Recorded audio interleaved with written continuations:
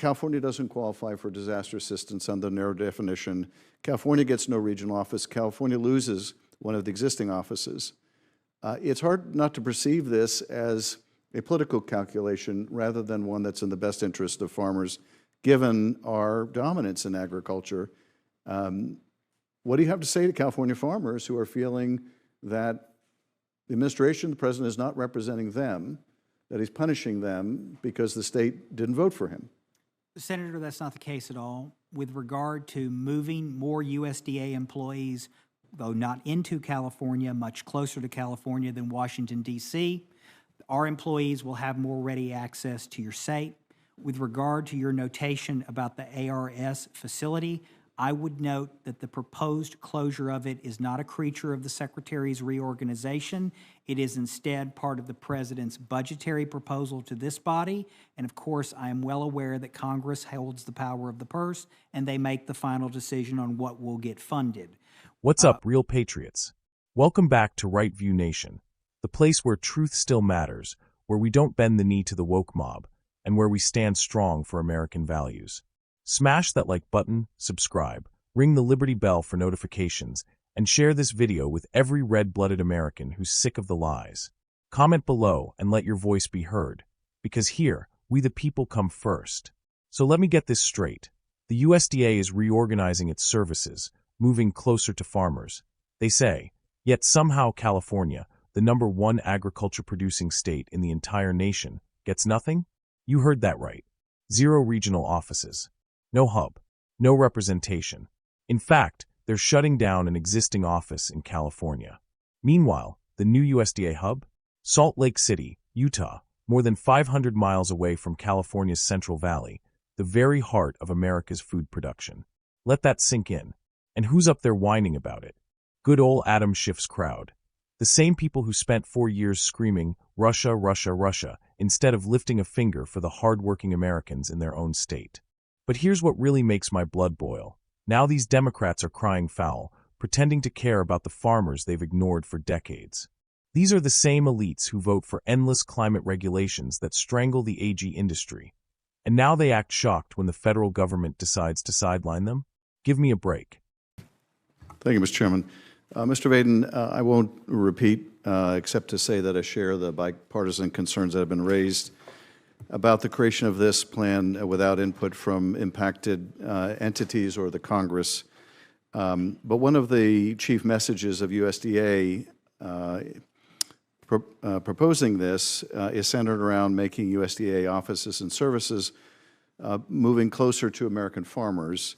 I know this won't surprise you, but California is the #1 ag-producing state in the union, and yet the proposed hub in place of USDA headquarters will be located in Salt Lake City, which is more than 500 miles from the Central Valley. And my understanding is that none of the other 5 top ag-producing states will enjoy the presence of one of these regional hubs.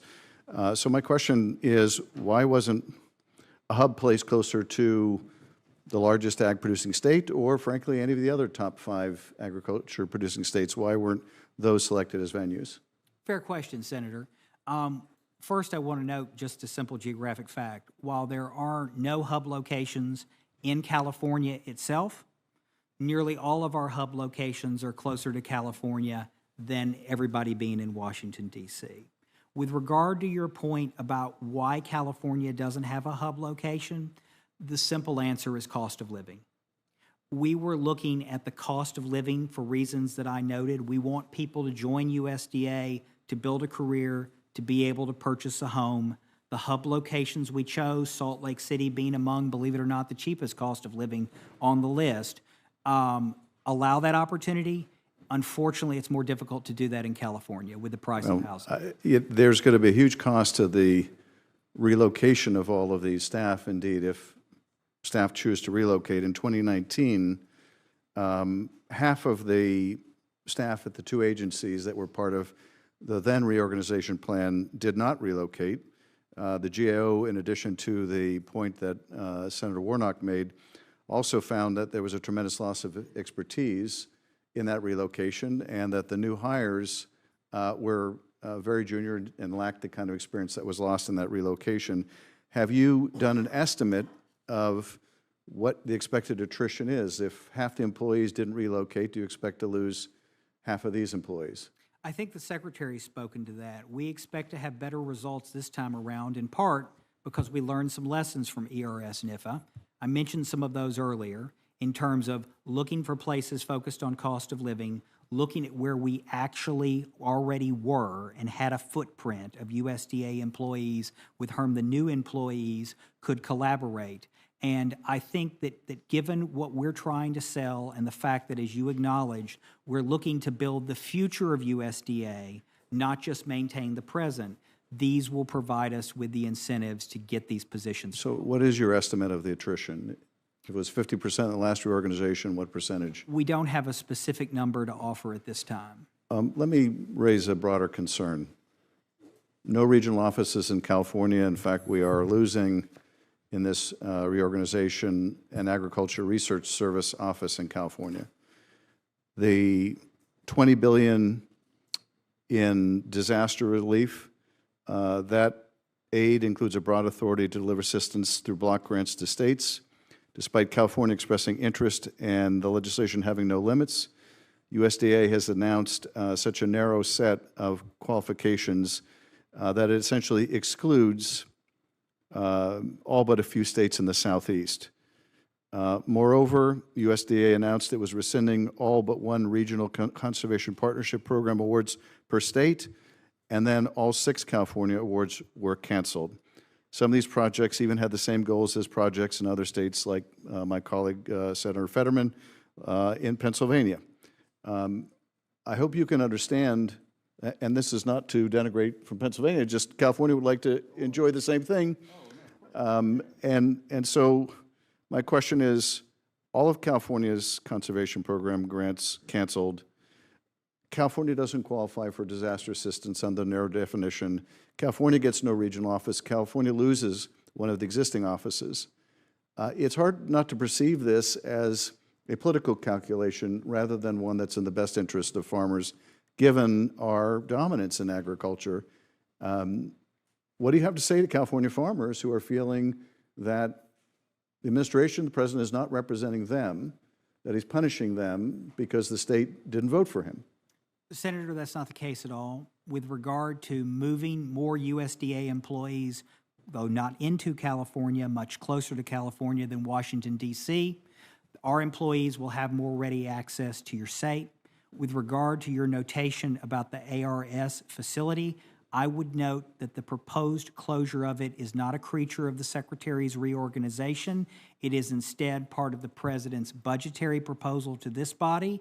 And of course, I am well aware that Congress holds the power of the purse and they make the final decision on what will get funded. Finally, with regard to disaster assistance, I know that the first level of the block grant funding that we announced focused on those who had crop insurance, and accepting those specialty crop producers who participate in NAP, who are eligible for the current round of block grants. Specialty crops were left out. There is a second tranche that was noted and has yet to be announced that is designed to include so-called shallow losses, which, as you know, are losses that are not covered by crop insurance. So I'd love to talk with you more about that in the future as we move toward rolling out that proposal. Well, we'll take you up on that invitation, but let me just say this.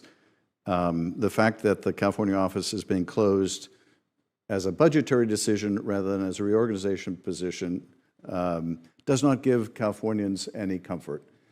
They just know they're losing an office and losing access. In terms of an office in Utah being only 500 miles away, that is also not much of a comfort to California farmers, particularly when California farmers, I think, if that's the choice, would rather have the experience of the current USDA employees in Washington than an inexperienced group of new employees in Utah. And finally, the proof will be in the pudding. Right now, California grants are canceled. Right now, California doesn't qualify for disaster assistance. And, however that is justified or rationalized, the proof will be whether resources actually get to California farmers, and that's the standard we'll hold the administration to. I thank you, Chairman. Senator Justice. Let's talk real numbers. California's agriculture pumps out $50 billion a year. They feed America. And yet the Biden administration, under the guise of cost saving, is punishing them with zero hubs, canceled grants, rescinded disaster aid, and a whole lot of bureaucratic double talk. And then comes the excuse train. Well, California is just too expensive for government workers to live in. You know why it's expensive? Because of failed Democrat policies. High taxes, skyrocketing housing costs, regulations out the wazoo, and now they're reaping the consequences. But here's the part they don't want you to hear. During the last USDA shakeup under ERS and NEFA, 50% of experienced staff didn't relocate. They quit. And who did they replace them with? Inexperienced rookies. So now they're planning to do the same exact thing again, expecting a better result? That's the very definition of insanity, folks. Now let's call out the hypocrisy. Schiff's people want experienced Washington bureaucrats to stay put rather than move west to Utah. But these are the same people who screamed decentralize when Trump was in charge. They loved the idea of draining the swamp until the swamp moved away from their power base. And don't even get me started on disaster aid. California's getting shut out. Why? Because the USDA rewrote the rules to favor only a handful of states in the Southeast. Let me ask you, is that because of geography or because of politics? Because to me, this smells like Biden's revenge for California not bowing down hard enough during election season. And Adam Schiff wants to play the victim now. After years of using his committee chairmanship to spy, lie, and impeach? Sorry, Adam. Your credibility's as bankrupt as California's pension system. So here's the hard truth. If you vote for failed leadership, don't cry when the consequences show up. California voted blue, and now they're getting screwed. And while I absolutely support the farmers, the men and women who actually work the land, I have no sympathy for the career politicians who enabled this mess and now act shocked that their chickens have come home to roost. If you're fired up like I am, don't stay silent. Smash that like button, subscribe to Right View Nation, ring the Liberty Bell so big tech doesn't shadow ban us, and comment below. Do you think California's being punished, or are they just reaping what they've sown?